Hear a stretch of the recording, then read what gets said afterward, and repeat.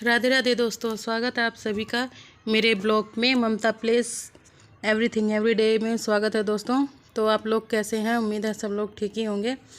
तो चलिए दोस्तों, आज का ब्लॉग शुरू करते हैं।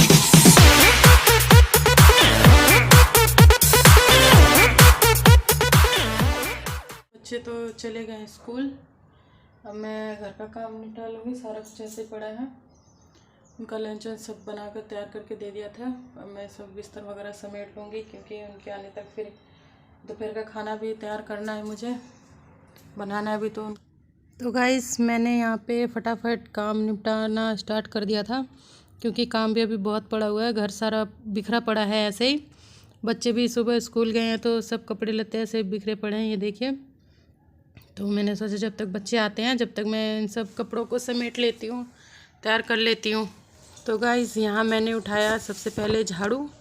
और आप लोग सोच रहे होंगे सब ज़मीन पे झाड़ू लगाते हैं, ये मैडम जी दीवार पे क्यों झाड़ू लगा रही हैं?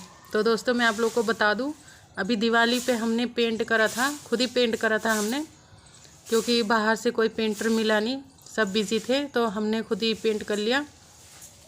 तो इतनी ज़्यादा सीलन है, आप लोग देख सकते हैं यहाँ ऊपर बोर्ड के साइड में कितनी ज़्यादा सीलन है। तो इस सीलन की वजह से सारे पेंट उधड़ जा रहे हैं। तो इसकी वजह से मुझे रोज़ रोज़ डेली झाड़ू लगाना पड़ता है दीवार पे, नहीं तो ये हवा की वजह से सारा नीचे झड़ झड़ के गिरता है, निकलता रहता है। तो मैंने सोचा कि झाड़ देती हूँ, नहीं तो फिर बिस्तर पे ऐसे ही आता है।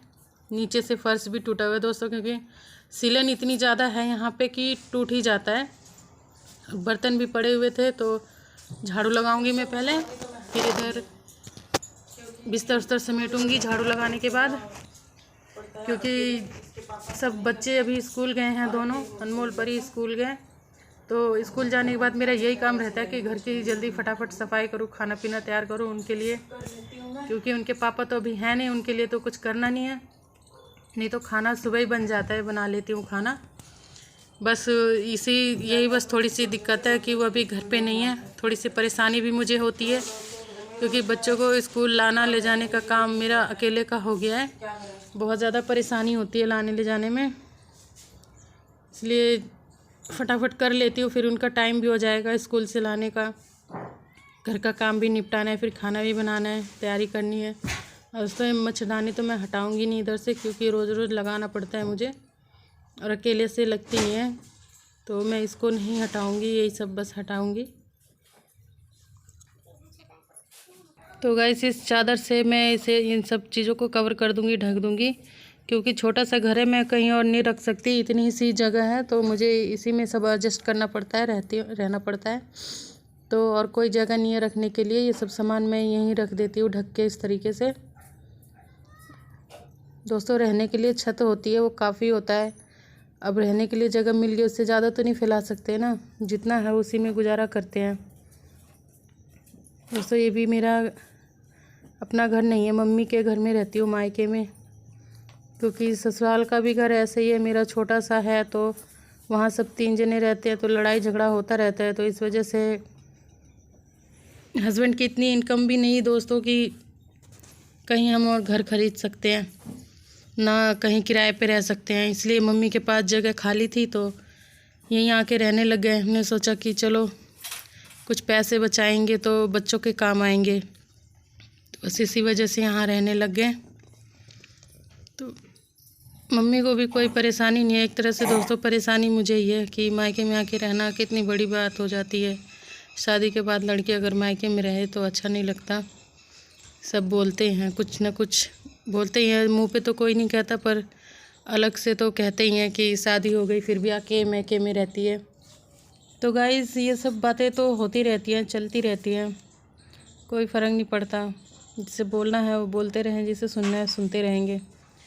तो छोड़िए उन सब बातों को। आज मैं बना रही हूँ तोरी की सब्ज़ी बनाऊँगी, जो हमने कल अपने पेड़ से ही तोड़ी थी, बेल लगा रखी मम्मी ने, उन्हीं में तोड़ी थी हरी हरी सब्ज़ी। तो मैं आज तोरी की सब्ज़ी बनाने वाली हूँ, और इसकी भी रेसिपी थोड़ी सी मैं आप लोग के साथ शेयर करूँगी कि किस तरीके से बनती है, तो अच्छी लगती है तोरी सब्ज़ी। मम्मी भी इस वक्त है नहीं घर पे, उनको भी यह सब्ज़ी बहुत पसंद है।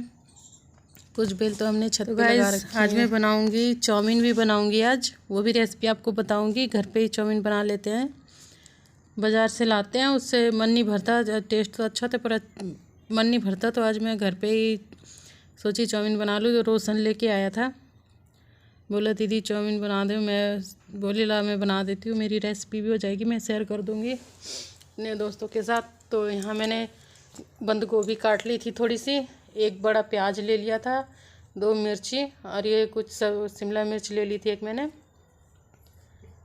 और ये यहाँ मैं डाल रही हूँ कढ़ाई में सरसों का तेल। इसमें डालूँगी सरसों का तेल, फिर डालूँगी मैं इसमें जो मैंने सब्जियाँ काट रखी हैं सारी, एक एक करके सब सब्जियों को इनको डाल दूँगी मैं। दोस्तों देख सकते हैं आप लोग, मेरी रसोई छोटी सी है, बिल्कुल छोटी सी है, खाना बनाने खाने के लिए इतना काफ़ी है। तो इसमें मैंने प्याज डाल दिया है, और हरी मिर्ची जो काटी थी मैंने भी वो भी डाल दी है। मैं ये शिमला मिर्च और बंद गोभी काटी थी वो भी डाल दूँगी। दोस्तों ये चाउमीन बिल्कुल जैसे हम बाज़ार से लाके खाते हैं वैसे ही टेस्ट बनेगा, उसी तरीके से, क्योंकि जो चाउमीन ले आते हैं हम कच्ची, उसके साथ ये सब सामान मिलता है, थोड़ा थोड़ा करके वो सब दे देते हैं बाज़ार में। तो यहाँ मैंने नमक डाल दिया इसमें 1 चम्मच। दोस्तों 1 चम्मच 2 चम्मच कुछ नहीं होता, अपने स्वाद के अनुसार डाला कीजिए। नहीं कि मैंने 1 चम्मच बता दिया तो आप एक कटोरी सब्जी बना रहे हो, कुछ भी बना रहे हो, तो उसमें 1 चम्मच भर के नमक डाल दोगे तो वो तेज़ी हो जाएगा, स्वाद नहीं आएगा। इसलिए बताने पे मत चलिए, जिस अकॉर्डिंग से आप अपना खाना बना रहे हैं उसके हिसाब से आप नमक डालिए, उस टेस्ट के हिसाब से। नमक अपना ही होता है, अपने स्वाद अनुसार ही होता है, कि कोई ज़्यादा खाता है कोई कम खाता है, तो उसी हिसाब से डालिए।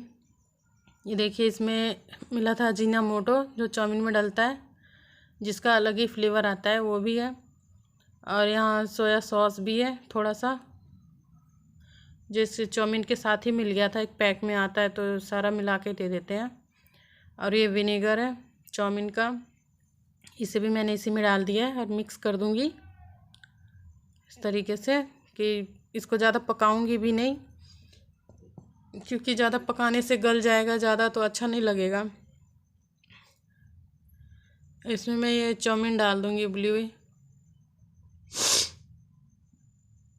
दोस्तों मुझे अभी सर्दी भी हो गई है, क्योंकि कल मैंने नहाया, सुबह सुबह 5 बजे नहा लिया था, सर धो लिया था, तो मुझे सर्दी हो गई, तबीयत ख़राब हो गई थी।